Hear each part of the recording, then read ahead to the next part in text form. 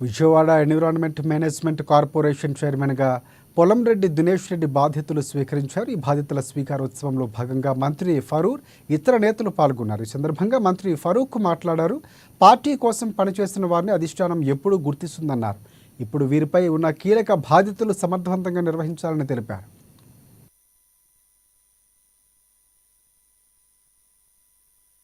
AP environmental management corporation ఇది చాలా కొత్తగా ఏర్పడిన కార్పొరేషన్. 2019లో జియో ఇష్యూ అయ్యి 2020 సంవత్సరంలో ఈ కార్పొరేషన్ ఏర్పాటు చేయడం జరిగింది. గతంలో పొల్యూషన్ బోర్డులో ఈ కార్పొరేషన్ భాగంగా ఉండింది.